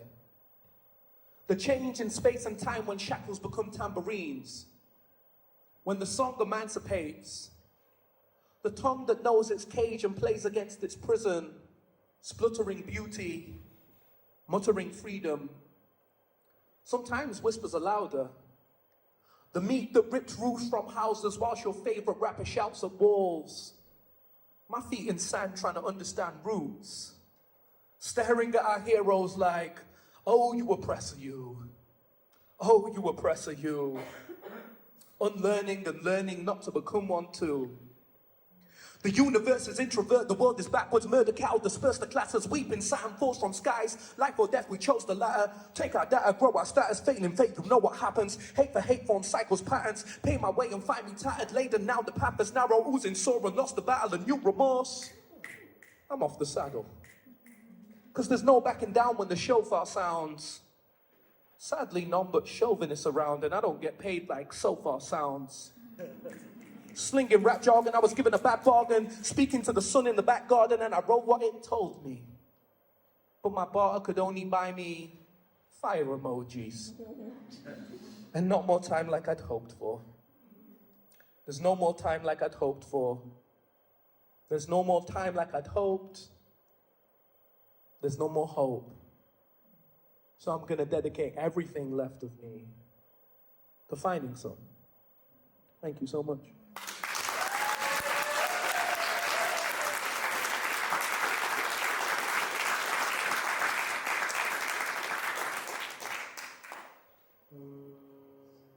I'm going to perform two more pieces. This next piece is from a new collection that I'm working on, and it's called, if I can get my papers right, and it's called Celebratory Water, and it's dedicated to all the poets. It's indeed not about water. It is not a word. No, no. It is not an amalgamation of uttered tones. It is not changeable under the bridge of a tongue, under the shifting dialect of a people's. It is not a thing one just names, like a gun, but a body of bullets. A story that cannot explain itself in literation, but is understood unspeakably. In the absence of alliterated iteration and obliterated sense of reason, it has no sense or reason. Not a summer sky to be gazed into, but a becoming, without being named by exploiting eyes. Not a sound, no, nor the whistle of a bird, but the word is that which makes wings. Wings like celebratory water, the bad side of good where I've lived my whole life. That one time there was no dessert, my father apologized with a jar of jam. What a privilege it is to die fed and clothed. Like a glass bottle of air, I fill myself with everything in front and behind of me, spiritless but performing some kind of full. I find myself no longer afraid of the terror-soaked dreams. Whatever has followed me for decades has surely become a part of me now. The same air we breathe becomes the same thoughts we think. I no longer frisk the light switches, nor commentate the saturated color. These quarters, these lines, once moats engulfing my swimming soul, where I skinny dip in this rotting levee, rotting with a levee on my head, like dead memes, no longer piecing myself together for a timely fashion. A sea of sectors, spectating because it has already done. My best poems I never wrote. Thank you.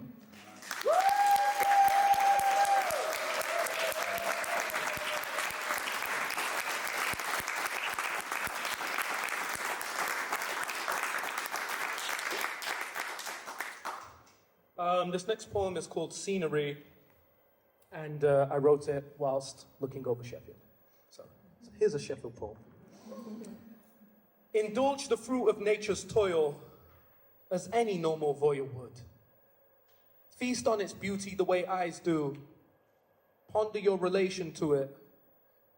Exhale the way a lung pleads for, on sediments of earth quilted in heathered pitfalls, patchwork ancestry colored, then discolored, with aubergine, skin as ripe as a bruise, floral, flirtatious, and rich. Gaze deep into tarmac sweating blood, under the spiked roof of a bank, churning plastic labor. Ride this vending machine for coins like a sad money rodeo. Hum a mechanical sound. I have nothing to do with this companionship. Cradle a stranger's car radio in your arms like a newborn as it sings happy birthday to you. A final time in this interrogation room of a city. Wait for dull metals to brighten. Thank you.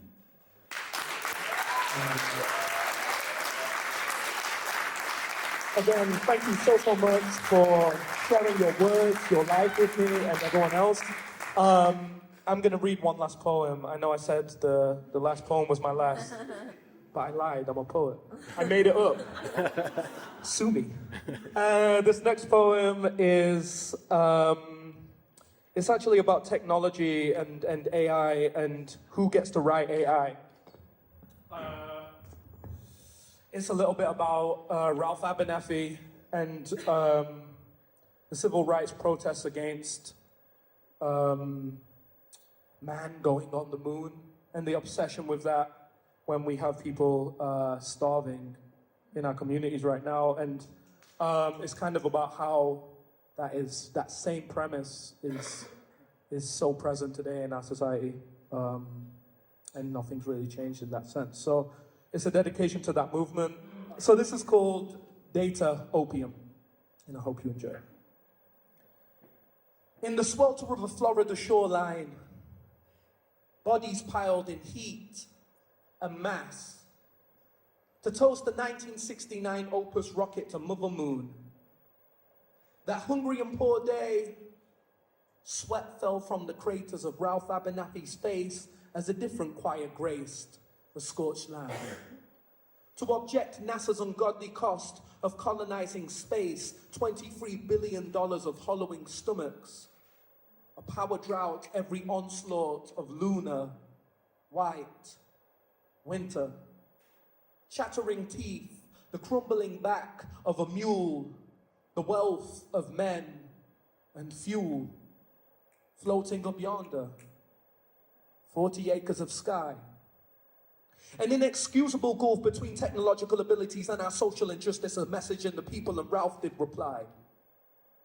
A familiar gulf known today, the native air of our island, its many stables, chronic livestock, oceanic lack, a pulsating algorithm, the widening gap, the currency of evolution, an answer, dual serving the surviving of the surviving, state, sate, a state and plight, astute rock of technological advancement sings the human cost. The ghost of basic bread haunted the country of civilized shelter, 16 billion cattle, a dowry that fed the mouth of a mechanical bull. But what if this machine is unlearning? The black box is deprivation, the shepherd of ill health. Prophesy this intergenerational thing.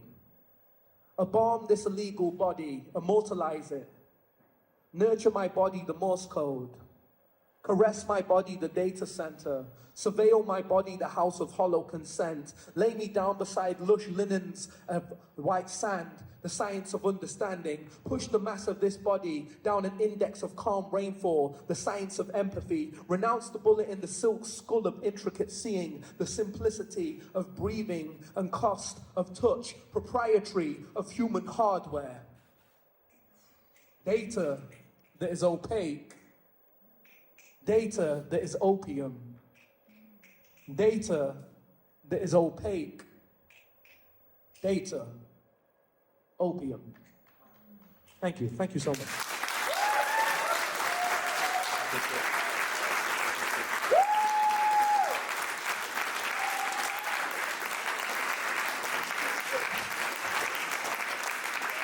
Give it up one more time for Otis Mensa!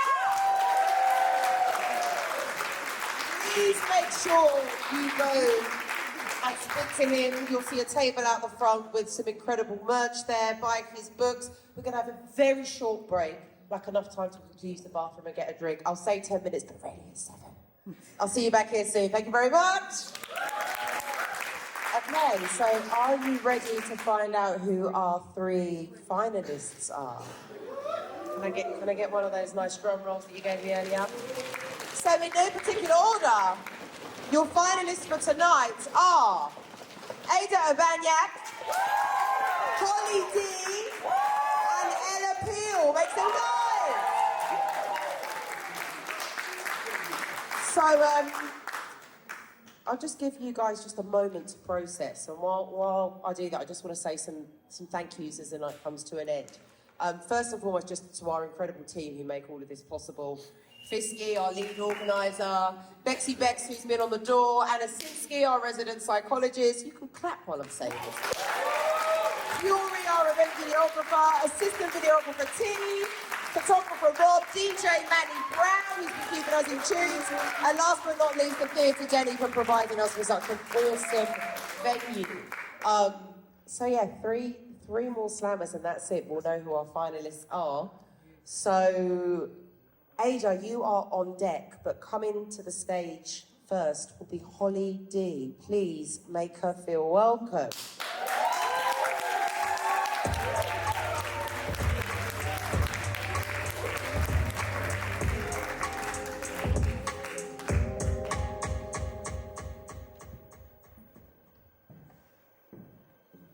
Are arguing aristocrats actually achieving anything?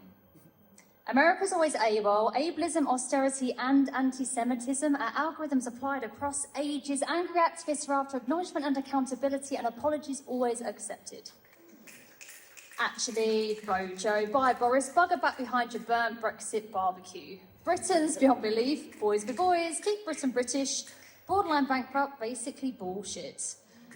Buy Bitcoin, be bilingual, help B-boys battling breakbeats, B-girls breaking bias, binary, beguiling ballet boys becoming brave.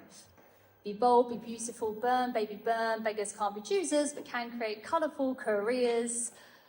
Current crises. Crazy corrupt countries clearly condoning crimes. A continuous car crash causing currency chaos, closeted colonialism, conversion camp compliance, completely criminal charging children crammed in containers and clinging to capsized canoes, cruel, carelessly condemned, come clean. COVID-19 consciously created, covertly covered up. Don't do as I do as I say. Don't go out, do go out, but don't. Devil's in the detail. A disambiguated democracy demonstrated disgracefully a double dose of dogmatic double standards. Does a disowned dog daydream during downtime? Damned if it does, damned if it don't. Downright depressing, but don't discriminate. Do demonstrate diligence, dream, drive, donate. Excuse England's excuses, an eye for an eye. Elitists everywhere explaining economy exceeds human needs, encouraging illicit engagement. Well, that egg timer's ended. Exhausted exhalation, extreme exhilaration, experience enlightenment. Eventually, everyone everywhere elevates everyone else's existence. Equality echoes an evergreen ending. Fuck fascism. We are all firefighters fighting furious fires, furthermore forgetting what we're fighting for. Freedom, feminism, free from fear, full frame focus. Frequent forests, forage for fruit, find figs, firefly, fly far, forget fool's gold and 5G. Government's a gaggle of geese. Global greed, genocides, God's the only one goading gangs to give up guns. Grow gently, give gratitude, go galvanise, grab greatness, give gifts, go, gadget, go, ghosts glow gloriously in heaven. Hearing helicopters hover as horrendous horrors happen. What happened to happy to help? Yes, his honour to hold high, but won't heed hospital heroes, heat homes, house homeless, know how hunger hurts, or handle humanity's heavy hearts. Have humility, help.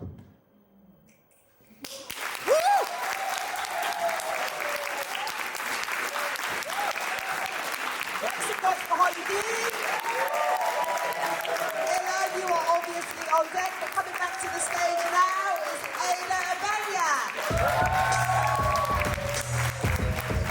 Keep it going till they're here, please.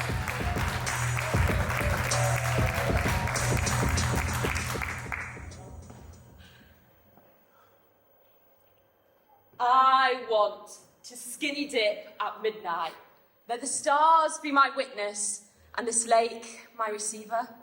I want to feel the cold creating goosebumps on my skin. My body exists, even if I refuse to look at it in the mirror. My mind bloats the image of me, and my worst fear is seeing it in the reflection. How can that be the worst thing in the world when there are babies dying in ditches?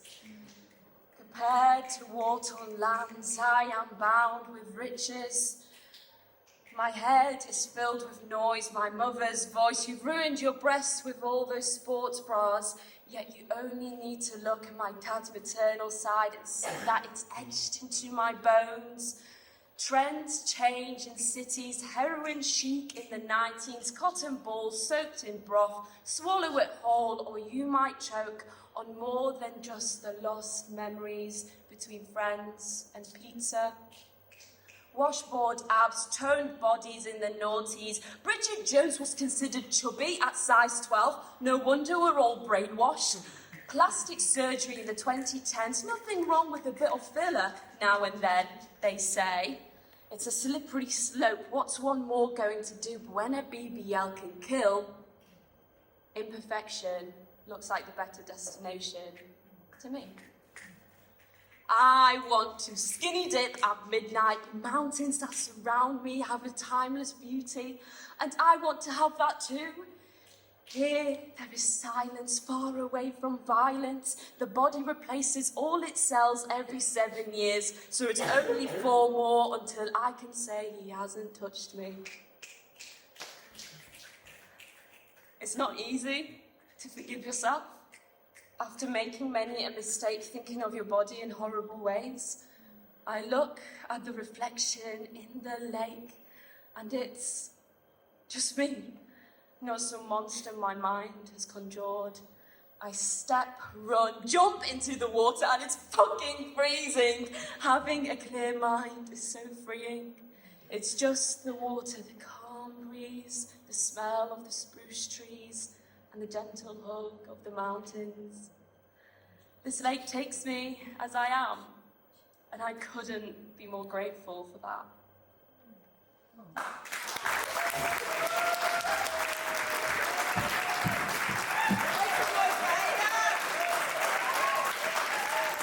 And please welcome back to the stage, Ella Peel.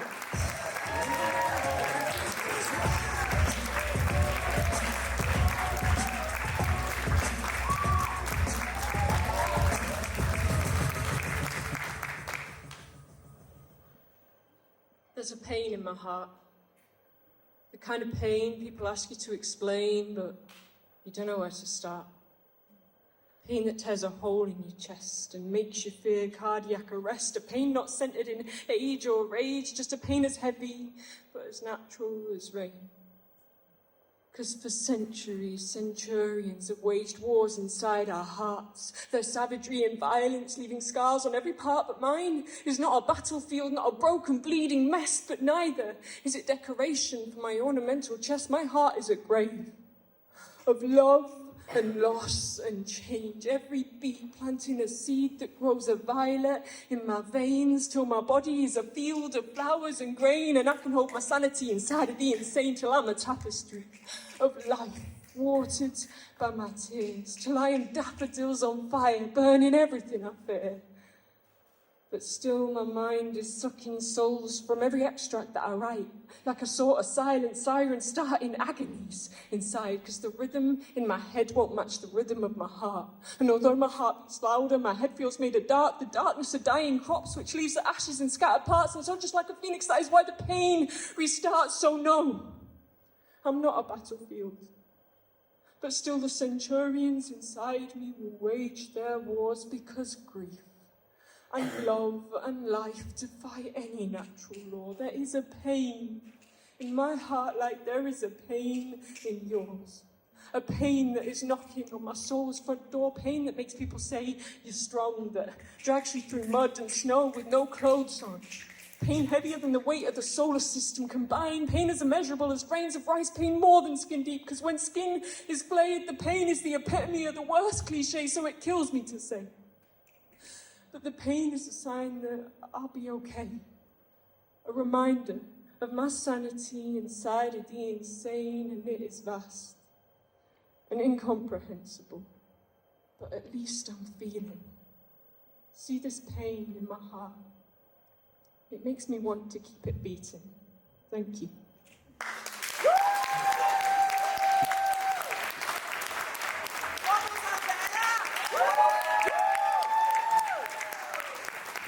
Okay, so, judges, I need you guys to carefully but quickly add up your scores. And while they do that, so the team that put this together happened to be a team full of incredible poets. So while you are waiting for those scores to be added up, we're going to have what we call house band.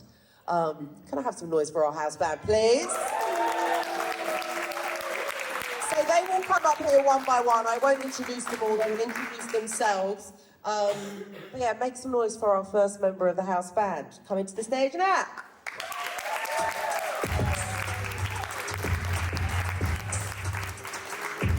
Hi, I'm Anna Sinsky. I'm the resident psychologist, psychotherapist, and I'm also the mathematician of today, since I'm actually counting up all the stuff. So never thought I'd be doing that at a poetry event. This poem is called Cycles. My father was an alcoholic, and by that I mean there were days loneliness cut his heart in half. Days when that ache longed to be held and heard and loved and seen, and I get it. Sometimes ethanol feels less like a poison and more like a warm hug, and I get it. It's all too easy to see heaven in a liquid drug, and that glass of red is better than an empty bed, and emptiness burns more than any vodka ever could. My father was an alcoholic, and by that I mean his father drank, and his father did too, and his did as well. Decades of bottles passed down like a machine gun with no safety on. Bullets of beer gushing through thirsty wounds run dry, generations of unsaid words, stuffed under a makeshift bandage of lemongrass shubruvka. Men teaching men, teaching men, teaching men to drink their feelings till you're not sure you had any to begin with. My father was an alcoholic, and by that I don't mean he was lazy or jobless. You see, when addiction comes dressed in fancy diplomatic parties, award galas, and expensive wine, when disassociated eyes glisten like success and a first-class line, nobody mentions AA. My father was an alcoholic, and by that I mean there was a hungry ghost stuck to his soul, a painful void no one ever tells you how to deal with or express. The one where meaningless days dance with sadness, that gap where sorrow slips into fear by midnight, raw shame, seething through open pores, spilling over like an incessant leak. My father was an alcoholic, and so I ask myself, is it any wonder that I too live with the same pain? I too shake with restless nights, and there are days I want to crawl out of my own skin.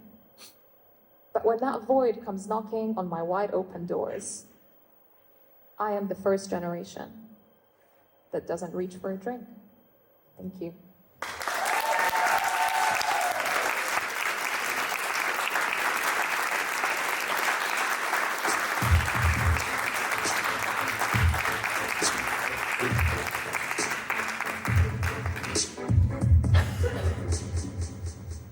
Sheffield, how are you doing? If you're feeling this show and if you enjoyed it, make some noise. Right, before I go into this one, I just want to ask, are there any Sheffield United fans in the building? If there are, make some noise.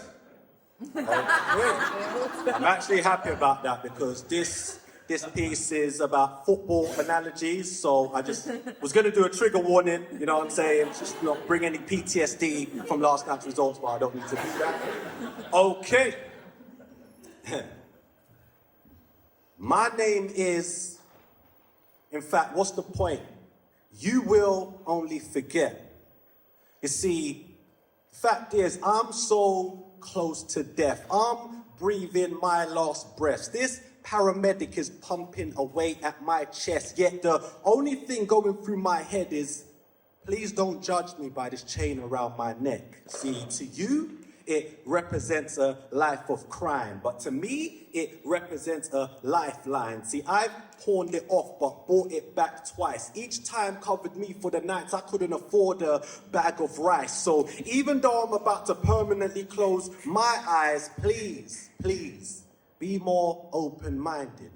You see, this is deeper than the fact shallow is where you think my mind is. I think you need to value the importance of the fact the decisions I made, I didn't think I had a choice. I mean, they forced us. I mean, we tried to run, only they caught us. I mean, we're stacked in these high-rise flats like the slave ships in which they brought us. I mean, we thought it was just our different shades, not knowing self-hate is what they taught us. I mean, why do you think so many of us hate your education? Who's Chaucer? I couldn't kick ball but left school to be a baller.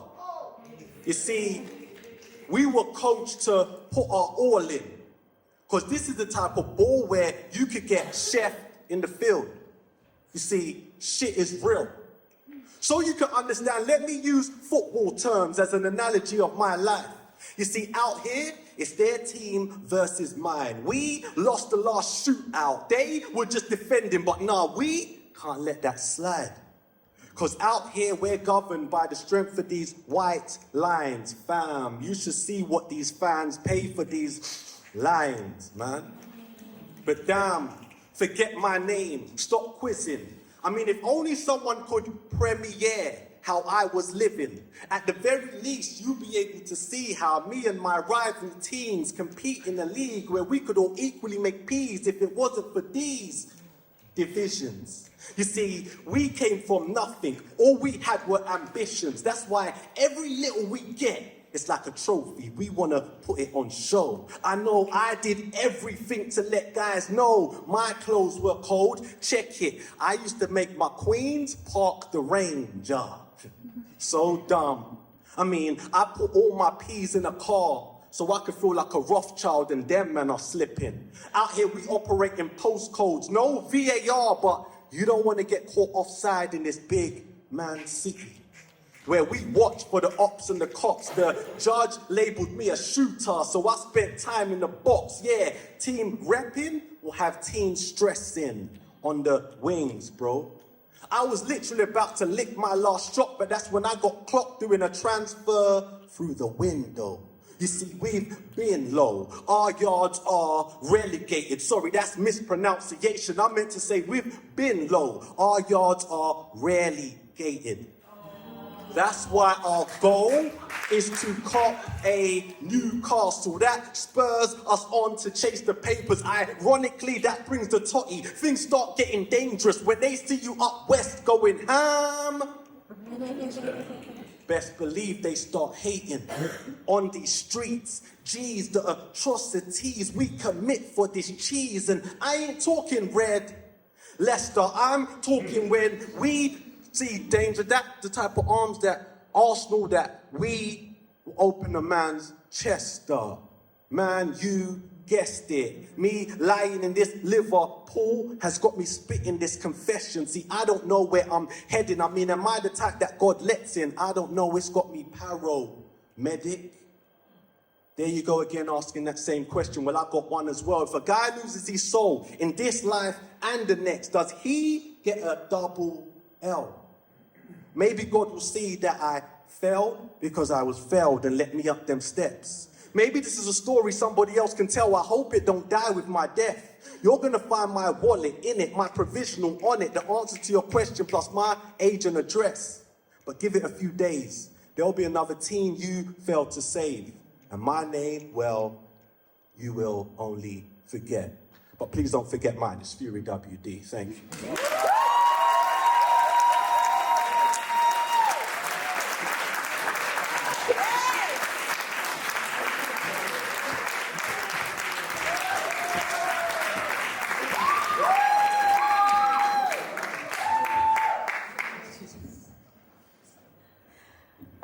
My name is Bexy Bex.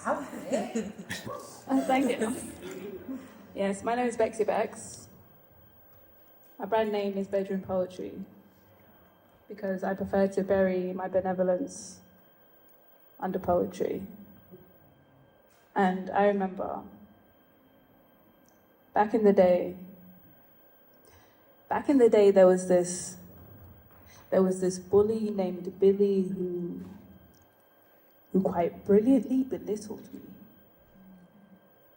You see, they say it's the sticks and the stones that break bones, but his words, they bore like bricks, and brutally, they bludgeoned me. This bully boy Billy broke my beauty with his B word. But not only that, this bully boy Billy betrayed my beauty with his B word when he brutalized my beauty with the N word and brainwashed my brethren and brothers into believing my dark ebony black to be unbearable. Don't you see, it's this bully boy Billy's bemused babbling that keeps me and these girls battling for some unbalanced belly to booty ratio just because some busty bright-eyed Barbie called Nikki bestowed it. It's my beauty Billy stole with his B word, my black originality set back hundreds of years by superficiality. And you know, every day bully boy Billy's buttered up compliments bewildered me. You see, he's pretty for a dark skin was backwardly praising me, but blatantly insulting me. Still, somehow, his bashful eyes would give me butterflies, and with every backhanded comment, my insides would cocoon and long to be bloomed into some sort of Beyonce of my beauty, to literally be brightened by his B word and no longer be this blackened baby that was rich and untouched by his B word. But behold, Billy had me bleaching, and Billy had me buying creams, not knowing it's my beauty he would steal, not knowing it's my essence I was handing on a plate as his meal. My hors d'oeuvres were basted with the hydroquinone acid laced inside his B word. This bully boy Billy was bitterly bewitching me till it broke the barricades built in brains that are purposely there to keep people sane, as he consistently and persistently blacklisted me. See, he was emotionally bankrupting me by passively, aggressively backlashing me till nothing remained and all I harbored was hate. But by then it was too late, because now I'm bawling. My body is butchered by blisters. My beauty is battered with the baseball bats molded from the beseeched beliefs of bureaucrats. This bully boy Billy broke my beauty with his B word, but I noticed it too late as my blood boiled and the bleach burnt and besmirched and ebony blur into the melanin of my skin. This bully boy Billy effectively raped my skin with his B word, but by then it was too late as my blood boiled and the bleach burnt and besmirched and ebony blur into the melanin of my history. Because realistically, it's my ancestors Billy stole when the world told the world, baby, it's okay. It's $3.99 across the counter. Go ahead and bleach today.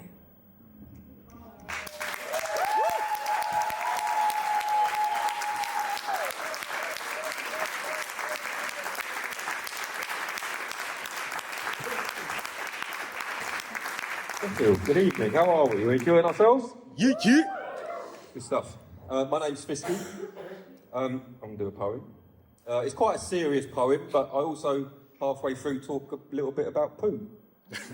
So, you know, there's a bit of balance. It's called Conversations with a Ghost.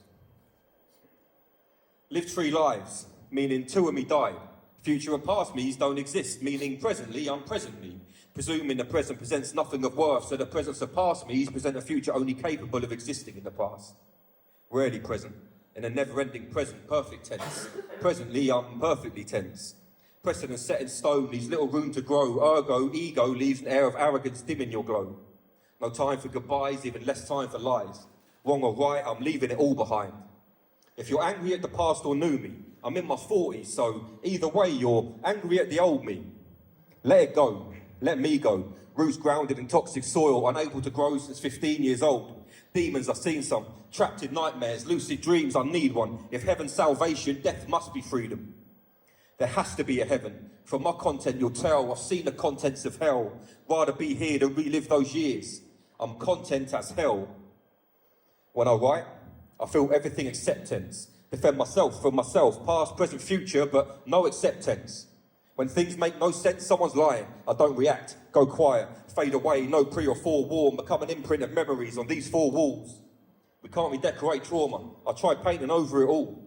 Thoughts out of hand, head buried in the sand. It's funny, I need to sit with this shit to know where I stand. My writing's sporadic, between each intermittent piece. I wonder if life's in the mission between peace. If the shepherd's addiction is depression the sheep, the suppression is deep. That's why expression is key.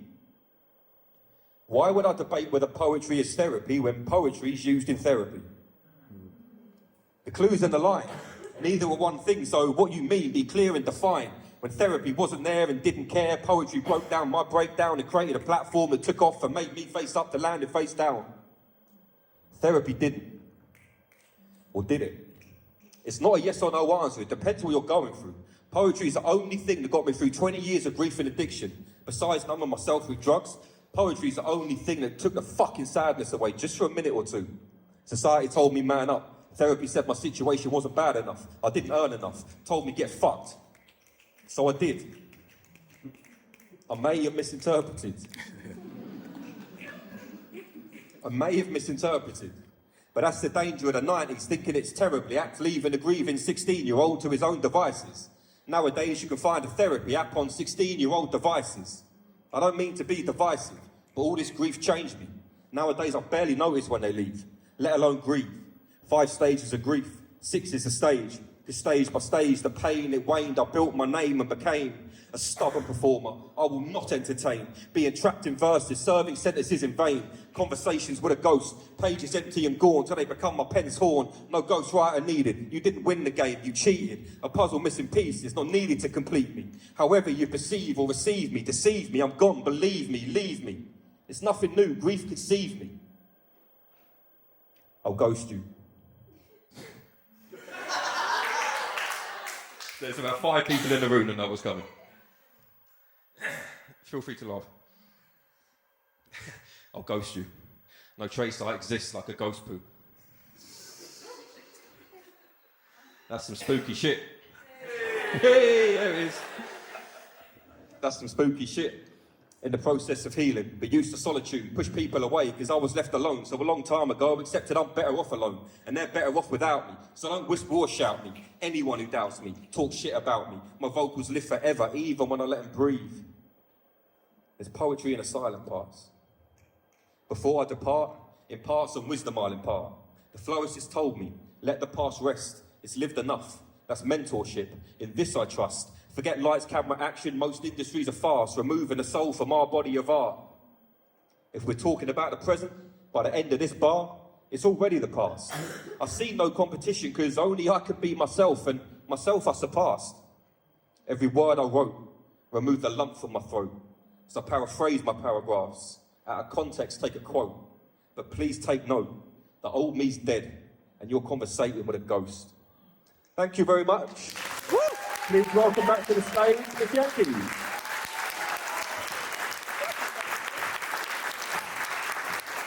One more time for our house band. And you must forgive me, I've realised I've been up here the whole night and I never formally introduced myself. But this is the first day I've left my house after 5 or 6 days of intense sickness.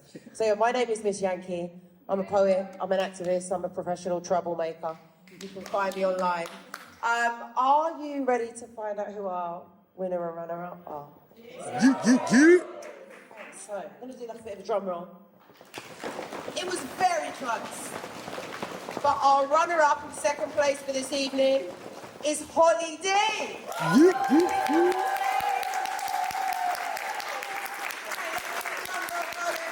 winner for this evening, Sheffield, your slam champion for this week is Ella Peel.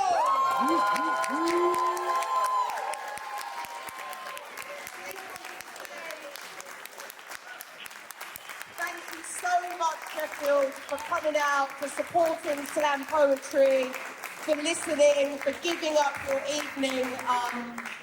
Really, really grateful. Gratitude to each and every slammer that has been on this stage. The only thing left to say, aside from thank you all for coming, is we want to keep doing this year on year. I'm trying to go for a £5,000 prize funds next year. Yeah, I know, you've got to be ambitious, right? But we need your help in the form of feedback. Feedback's really important because apparently the Arts Council love you to tick these boxes so that they know that people enjoy what you're doing. So there are some QR codes on the way out. There's links on our website. So your feedback's really important to us, the good, the bad, the ugly. This is for you guys, for the poets, for the audiences. So please do give us some feedback. But that is it for this evening. So please give it up one more time for your first runner-up and winner of the Sheffield Mind.